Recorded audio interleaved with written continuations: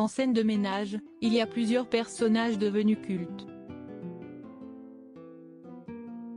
Parmi eux, il est par exemple difficile de ne pas prêter attention à celui de Maëva, une jeune femme qui s'immisce dans le quotidien de Raymond et Huguette de temps à autre. Un rôle de cagole qui n'a honte de rien et qui est à l'aise partout et avec tout le monde, comme l'avait analysé pour Téléstar son interprète Laura Calloux. Grâce à cette expérience pour M6, cette dernière a réussi à se faire un nom et se faire apprécier du grand public, jusqu'à proposer ses propres seuls en scène. Elle sera d'ailleurs de retour sur scène en 2023 pour assurer la tournée de son nouveau spectacle Senk. Côté vie privée, l'actrice et humoriste est également comblée grâce à son compagnon Arthur Chevalier, qui l'avait demandé en mariage en 2020 en pleine représentation lors de la 100e de son spectacle Laura Calloux en grand. Mais surtout grâce à leur petit garçon, dont on ignore le prénom, né le 30 août 2021. Sur le papier, aucune ombre au tableau donc pour Laura Calloux. Pourtant, tout n'a pas toujours été aussi rose.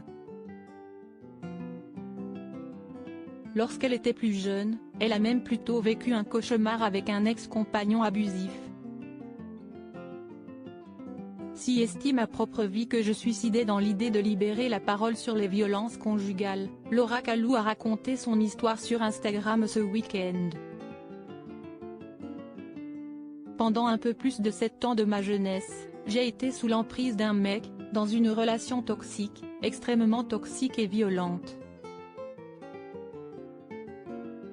J'étais une petite chose toute coincée dans une baraque que je ne voulais pas, avec un taf alimentaire horrible qui me rendait malheureuse. Bref, une vie que je ne voulais pas mais que quelqu'un voulait pour moi, a-t-elle confié.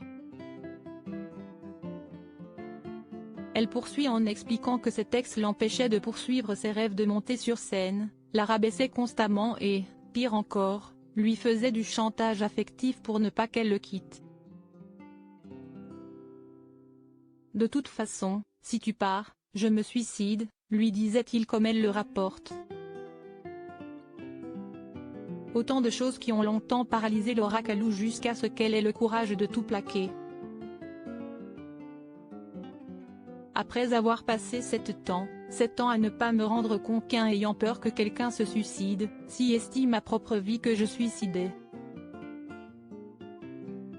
Je me suis cassée et il ne cesse rien passer.